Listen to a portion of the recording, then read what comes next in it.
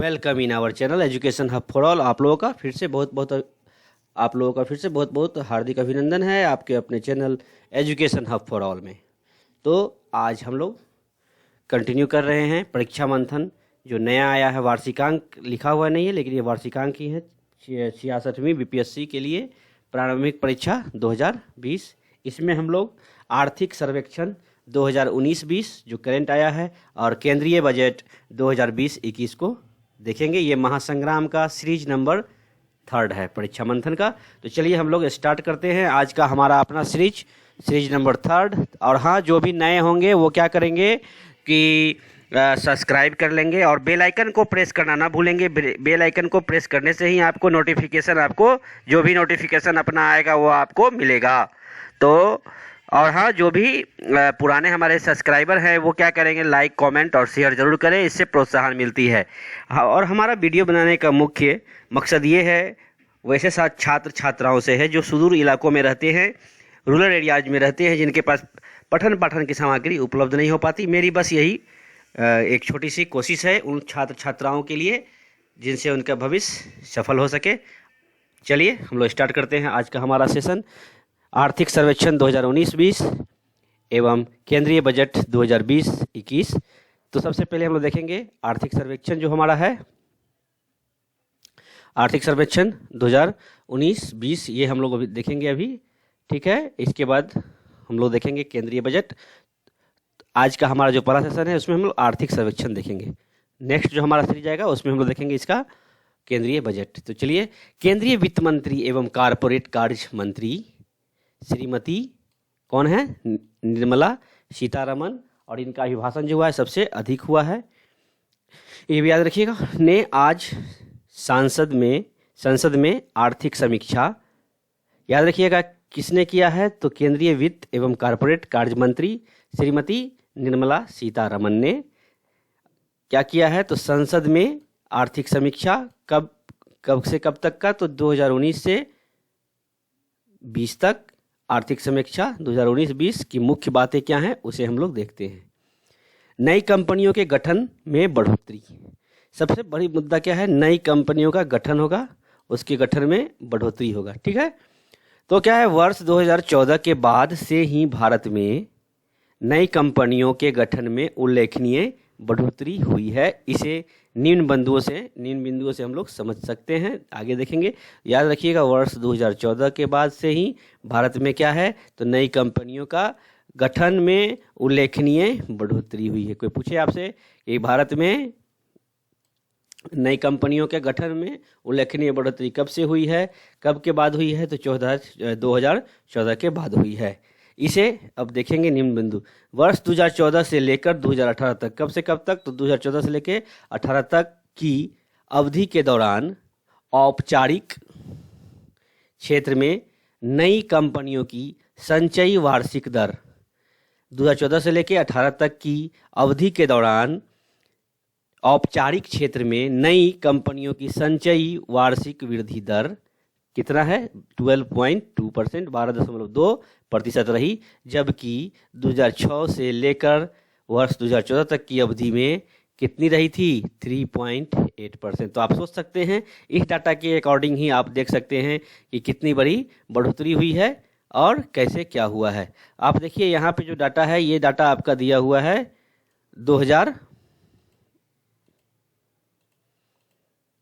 ये आपका डाटा दिया हुआ है 2014 से लेके 18 तक 12.2, और आपका 2006 से लेकर 2014 तक का जो था वृद्धि दर 3.8%। तो आप इसको देख के भी समझ सकते हैं कि कितना वृद्धि हुआ है, ठीक है। तो याद रखेंगे 2014 से लेकर 2018 तक जो वृद्धि हुई थी 12.2%, और 2006 से लेकर 2014 तक की जो वृद्धि थी वो 3.8% थी। 2018 में लगभग 1.24 यानी कि 1.24 लाख नई कंपनियों का गठन हुआ, 1,24,000 नई कंपनियों का गठन हुआ, ठीक है। वर्ष 2014 में गठित 70,000 नई कंपनियों की तुलना में तकरीबन 80% अधिक है। ठीक है, अब जनगणना 2011 के अनुसार न्यूनतम साक्षरता दर यानी कि न्यूनतम साक्षरता दर 59.6% वाले पूर्वी भारत में सबसे कम नई कंपनियों का गठन हुआ है। सबसे कम जनगणना 2011 के अनुसार सबसे कम जो कंपनियों का गठन हुआ है पूर्वी भारत में। कहाँ कम हुआ है? पूर्वी भारत में। और जहाँ की साक्षरता दर कितनी है? 59.6%। ठीक है, यहाँ पे सबसे कम नई कंपनियों का गठन हुआ है। ओके, नेक्स्ट देखते हैं हम लोग वैश्विक निर्यात में भारत की हिस्सेदारी। ठीक है, दुनिया के लिए भारत में असेंबल इन इंडिया और मेक इन इंडिया योजना को एक साथ मिलाने से निर्यात बाजार में भारत की हिस्सेदारी 2025 तक 3.5% तथा 2030 तक 6% हो जाएगी। किसे किसे मिलाने पे हो जाएगी? तो आप ये भी ध्यान दीजिए किसे किसे मिलाने पे हो जाएगी। तो assemble in India and make in India, make in India योजना को जब हम एक साथ मिला देंगे तो क्या हो जाएगा? इन दोनों को जब एक साथ मिला देंगे तो क्या हो जाएगा? हमारी जो निर्यात बाजार में भारत की जो हिस्सेदारी है 2025 तक हो जाएगी कितनी? तो 3.5%। और 2030 तक हो जाएगी कितनी? 6%। ये याद रखिएगा, बहुत इंपॉर्टेंट डाटा है। अब आगे देखते हैं हम लोग नौकरी की क्या स्थिति है। नौकरियों की स्थिति 2025 तक देश में अच्छे वेतन वाली 4 करोड़ नौकरियां होंगी। याद रखिएगा कब तक? तो 2025 तक देश में अच्छे वेतन वाली 4 करोड़ नौकरियां होंगी और 2030 तक इनकी संख्या 8 करोड़ हो जाएगी। तो आप सीधा रख सकते हैं डाटा कि 25 तक 4 करोड़ और 30 में 8 करोड़ नौकरियों की संख्या हो जाएंगी, जो कि क्या है? ये नौकरियों की स्थिति के बारे में दर्शाता है। आगे देखते हैं हम आयात एवं निर्यात। आयात एवं निर्यात को हम लोग देखते हैं। इसमें क्या है? आयात और निर्यात में हम लोग देखते हैं इसमें क्या है? इसके अनुसार भारत की ओर निर्यात किए कुल उत्पादों में कितना? 10.9% की, जबकि विनिर्माण उत्पादों के निर्यात में 13% की बढ़ोतरी, 13.4% की बढ़ोतरी हुई है। तो आप इस तरह से अनुमान लगा सकते हैं कि आयात निर्यात में कुल उत्पादों की जो है प्रतिशतता किसकी ज़्यादा है? तो विनिर्माण की है। कितना है? तो 13.4% की बढ़ोतरी हुई है। ठीक है, नेक्स्ट है आपका कुल आयातित उत्पादों में 8.6% तथा विनिर्माण उत्पादों के आयात में 12.7% की बढ़ोतरी हुई है। अब देख लीजिए कुल वो निर्यात था, निर्यात में कितनी की बढ़ोतरी हुई है? 13.4% की। और आयात में कितना है उत्पादों में? तो 8.6%। यहाँ था निर्यात में 10.9% और प्रतिशत, तथा विनिर्माण उत्पादों में आयात में कितना? 12.7% की बढ़ोतरी हुई है। ठीक है, नेक्स्ट देखते हैं प्रतिवर्ष भारत के विनिर्माण उत्पादों के व्यापार अधिशेष में 0.7% तथा कुल उत्पादों के व्यापार अधिशेष जो हैं 2.3% की वृद्धि हुई है। अब देखते हैं भारत में कारोबारी की सुगमता। विश्व बैंक की कारोबारी सुगमता रैंकिंग में भारत 2014 में जहां 142वें स्थान पे था, अब वहीं 2019 में 63वें स्थान पे पहुंच गया है। 63वें स्थान पे पहुंच गया है। इसे आप अच्छे से देखें, इम्पोर्टेंट है। ठीक है, कितने में पहुंच गया है? तो अब 63वें स्थान पे 2024 विश्व बैंक की कारोबारी सुगमता रैंकिंग, किसमें? तो विश्व बैंक की कारोबारी सुगमता रैंकिंग में भारत का जो स्थान था 2014 में था 142वां, अब वो हो गया है 2019 में 63वें। ठीक है, 63। हालांकि इसके बावजूद भारत कारोबार शुरू करने की सुगमता, संपत्ति के रजिस्ट्रेशन, करों का भुगतान और अनुबंधों को लागू करने के पैमाने पर अभी काफ़ी पीछे है। ठीक है, फिर भी अभी पीछे है। किसमें पीछे है? तो संपत्ति के रजिस्ट्रेशन कराने में, करों का भुगतान और अनुबंधों को लागू करने पैमाने में अभी पीछे है। नेक्स्ट देखते हैं, सार्वजनिक क्षेत्रों में बैंकों की स्थिति। ये क्या था? भारत में कारोबारी सुगमता। देखिए अभी, अब देखते हैं सार्वजनिक क्षेत्रों में बैंकों की स्थिति। 2019 में सार्वजनिक क्षेत्रों के बैंकों में औसतन प्रति 1 रुपया के निवेश पर 23 पैसा का घाटा हुआ। याद रखिएगा, कितना पैसा का? 1 रुपया का कोई व्यक्ति निवेश करता है, इन्वेस्ट करता है, तो कितना पैसा का घाटा हो रहा है? 23 पैसा का घाटा हुआ। जबकि ये सार्वजनिक क्षेत्र में, जबकि गैर सार्वजनिक क्षेत्र में बैंकों में 9.6 पैसे का मुनाफा हुआ है। ठीक है, गैर सार्वजनिक क्षेत्र में बैंकों में 9.6% का 6 पैसे का मुनाफा हुआ। पैसा याद रखिएगा, पैसा का 23 पैसा का घाटा हुआ 1 रुपया के निवेश पे 2019 में सार्वजनिक क्षेत्र पे, और गैर सार्वजनिक क्षेत्र के बैंकों में 9.6 पैसे का मुनाफा हुआ। ऐसे पढ़ा रहे हैं कि याद आ जाएगा, याद हो जाएगा, रट लीजिए इसको, इससे डाटा रहेगा ही रहेगा। 2 से 3 क्वेश्चन बिल्कुल रहेगा 66वीं बीपीएससी में। ओके, नेक्स्ट बढ़ते हैं। और हाँ, जो भी नए हैं वो सब्सक्राइब कर ले, बेल आइकन को प्रेस कर दे, लाइक शेयर कमेंट करें। कमेंट करने से, लाइक करने से प्रोत्साहन मिलती है। चलिए आगे बढ़ते हैं। मन लगा के पढ़िए, रिजल्ट तो आना ही है इस बार आप लोगों का।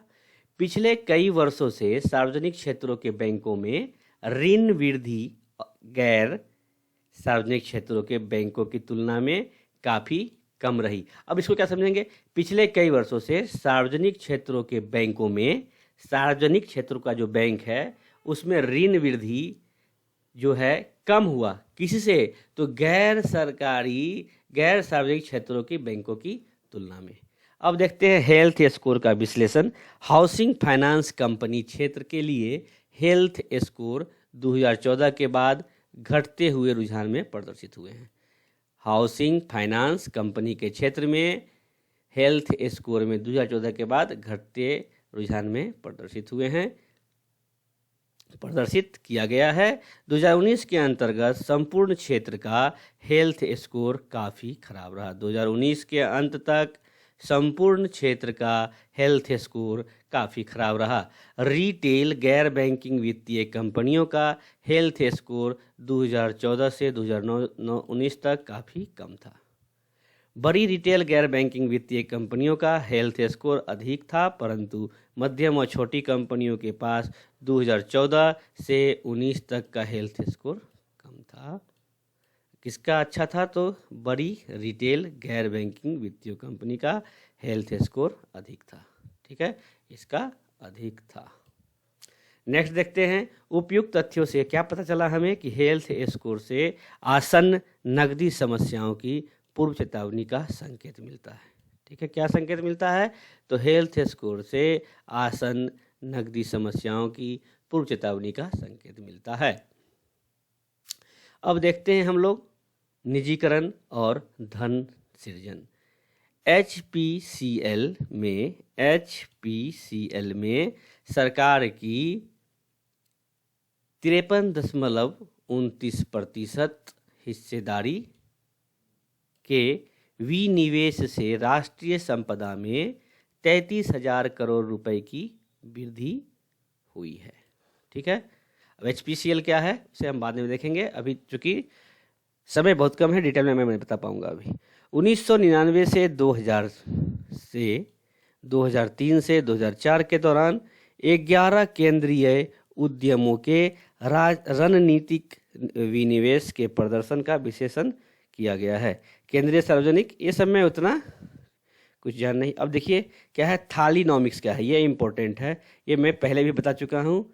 थालीनॉमिक्स, भारत में भोजन की थाली की अर्थव्यवस्था, भारत में भोजन की थाली की अर्थव्यवस्था क्या है, कैसी है, उसके बारे में हम लोग जरा देख लें, समझ लें क्या है।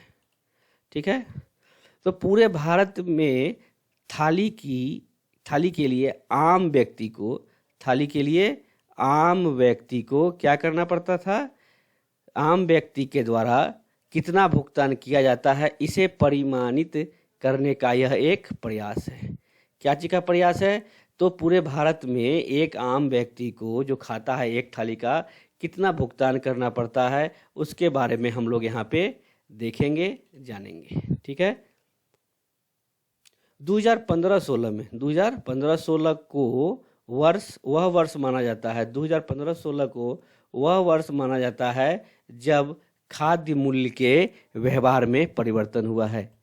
याद रखिएगा, खाद्य मूल्य के व्यवहार में परिवर्तन जो हुआ है किस ईयर को माना गया है, तो 2015-16 को माना गया है। ठीक है, पूरे भारत के चारों क्षेत्रों में हम देखते हैं कि 2015-16 से शाकाहारी थाली के मूल्य में काफ़ी कमी आई है। शाकाहारी थाली के मूल्य में काफ़ी कमी आई है, हालांकि मूल्य में 2019-20 में वृद्धि हुई है। ठीक है, अब है 2015-16 के बाद शाकाहारी के थाली में खाद्य मूल्यों में कमी होने से औसत परिवार को औसतन लगभग 11,000 रुपये का लाभ हुआ है। ठीक है, वहीं जो परिवार औसतन दो मांसाहारी थाली खाता है उसे समान अवधि के दौरान लगभग 12,000 रुपये का लाभ हुआ है। ठीक है, 2006 से 7 और 2019 से 20 तक शाकाहारी थाली की वहनीयता 29% बेहतर हुई है। कितनी प्रतिशत बेहतर हुई है? तो 29% बेहतर हुई है। देखिएगा, 29% बेहतर हुई है। मांसाहारी थाली की वहनीय 18% बेहतर हुई है। शाकाहारी थाली की वहनीयता 29% और मांसाहारी थाली की वहनीयता 18% बेहतर हुई है। ओके, नेक्स्ट अब देखते हैं 2019-20 में भारत का आर्थिक प्रदर्शन। भारत की जीडीपी याद रखिए, इम्पोर्टेंट है। भारत की जीडीपी 2019-20 की पहली छमाही में, पहली छमाही का क्वेश्चन है, भारत की जीडीपी 2019-20 की पहली छमाही में 4.8% रही। ठीक है, जीडीपी कितनी रही पहली छमाही में? 4.8% रही। इसका कारण कमजोर वैश्विक विनिर्माण, व्यापार और मांग। ऐसे भी कोरोना काल था, वैश्विक जो भी विनिर्माण या फिर व्यापार ढंग से हो नहीं पाया, जिस कारण से पहली छमाही में जो हमारा जीडीपी रहा 4.8% रहा। वास्तविक उपभोग वृद्धि दूसरी तिमाही में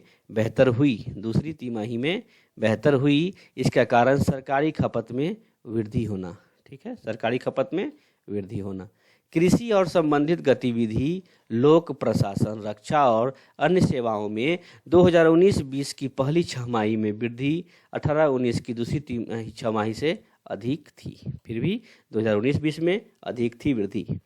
चालू खाता घाटा कम होकर 2019-20 की पहली छमाही में जीडीपी 1.7% रह गया, जबकि 18-19 में यह 2.1% था। विदेशी प्रत्यक्ष निवेश बेहतर हुआ। पोर्टफोलियो प्रवाह मजबूत हुआ। विदेशी मुद्रा भंडार मजबूत हुआ। 2019-20 की पहली छमाही में निर्यात की तुलना में आयात में कमी आई। सीपीआई तथा डब्ल्यूपीआई में वृद्धि दर्शाती है कि मांग में वृद्धि हुई है। सीपीआई और डब्ल्यूपीआई की जो वृद्धि है वो क्या दर्शाती है कि मांग में वृद्धि हुई है। जीडीपी में मंदी का कारण विकास चक्र का धीमा होना। अब आपसे पूछेगा जीडीपी में मंदी क्यों आया, तो जीडीपी में जो मंदी आया, जीडीपी में मंदी का कारण है विकास चक्र का धीमा होना। निवेश, खपत और निर्यात को बढ़ावा देने के लिए 2019 से 20 के दौरान सुधार के रूप में दिवाला प्रक्रिया यानी कि दिवाला एवं दिवालियापन संहिता को तेज बनाया गया। राज्यों का वित्तीय घाटा एफआरबीएम अधिनियम द्वारा निर्धारित लक्ष्यों के दायरे में है। समीक्षा में कहा गया है कि सरकारें केंद्र और राज्य वित्तीय मजबूती के पथ पर हैं। ठीक है, नेक्स्ट देखेंगे हम लोग अब भुगतान संतुलन। अब नेक्स्ट वीडियो में आपका ये चलेगा भुगतान संतुलन, तब उसके बाद हम लोग देखेंगे एफडीआई क्या है, मूल मुद्रा स्फीति क्या है, ओके।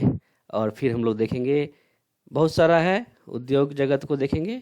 तो ये आज का वीडियो आपको हम यहीं पे समाप्त करेंगे, क्योंकि वीडियो बहुत ज़्यादा हो जाता है तो प्रॉब्लम हो जाती है। ये 46 नंबर पेज तक आज हम लोग किए, 2 पेज को किए हैं। वीडियो बड़ा हो जाने के बाद ना आपको पढ़ने में मज़ा आता है, रिवीजन भी ढंग से नहीं हो पाता है, तो इसमें बहुत सारा पॉइंट हो गया। तो ये था आपका आज का आर्थिक सर्वेक्षण के कुछ पॉइंट, जिसे देखे हैं जो इम्पोर्टेंट है। और फिर कल इसी टाइम में आपका सेकेंड वीडियो आएगा, इसलिए जो भी नए हैं सब्सक्राइब कर लें, बेल आइकन को प्रेस कर दें और लाइक शेयर कमेंट जरूर करें। बाय बाय, टेक केयर, लगे रहें जोर से, अच्छे से पढ़ें ताकि इस बार रिजल्ट आपकी सुनिश्चित हो सके।